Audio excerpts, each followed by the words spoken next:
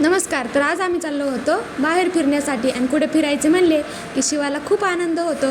ती तर आनंदाने नाचायलाच लागली.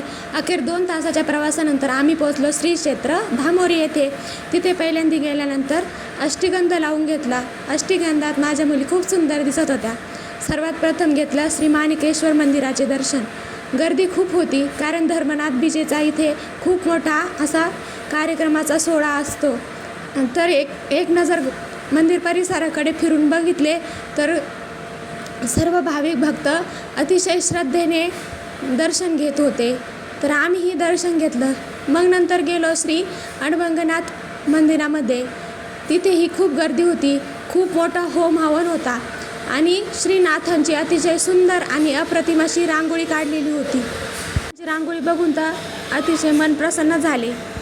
अतिशय सुंदर आणि मन प्रसन्न करणारी रांगोळी बघून मन अतिशय तृप्त झाले. डोळ्यावरून त्यांची नजर हटतच नव्हती रांगोळीवरून. मग गेलो श्री गोरक्ष चिंचेचे दर्शन घेण्यासाठी. गोरक्ष चिंचे ही आहे गोरक्ष चिंच. या चिंचेला 9 फांद्या आहेत. या 9 फांद्या श्री नवनाथांचे अस्तित्व दर्शवतात. खूप बघण्यासारखे आहे. तुम्ही पण नक्की या. ही गोरक्ष चिंच मी तुम्हाला पुरेपूर दाखवण्याचा प्रयत्न केला आहे. या चिंचेखाली श्री चैतन्य अडभंगनाथांचे जन्मभूमी कर्मभूमी असलेले अतिशय सुंदर आणि अप्रतिम असे मंदिर बांधलेले आहे. त्यानंतर तिथे पुन्हा दर्शन घेतले. तिथे 5 फेऱ्या मारल्या आणि निघालो परत गोरक्ष चिंचेकडे. ही गोरक्ष चिंचेचे वैशिष्ट्य असे आहे की घरामध्ये ही चिंच जर असली तर कुणालाही भूतबाधा होत नाही आणि आरोग्यदायी पण आहे. हिचे अनेक आरोग्याचे फायदे आहेत.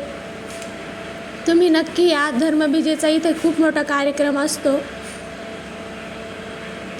तर हा होता कीर्तन मंडप आणि ही होती तिथे कीर्तन चालू होते.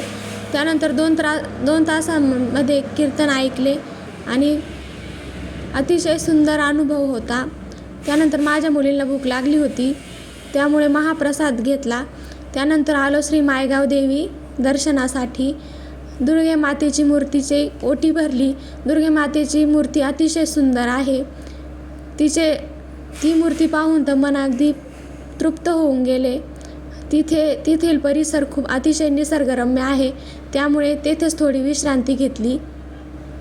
अतिशय सुंदर वातावरण होते. खूप भारी वाटत होते. आणि शेवटी आला निरोप घेण्याचा वेळ.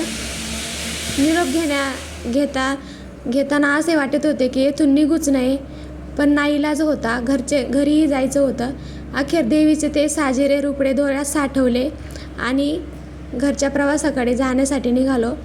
त्याआधी माझ्या मुलींचे हट्ट होता की फोटो काढा आणि कुठे गेलो तर आपण आठवणी म्हणून फोटो तर काढलेच पाहिजे. त्यामुळे मैत्रिणींसोबतही 2-4 फोटो काढून घेतले.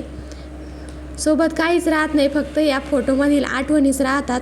त्यामुळे फोटो काढले आणि निघालो घरच्या प्रवासाकडे. तर कोण धर्मनाथ बीजेसाठी आले होते ते कमेंट करून नक्की सांगा.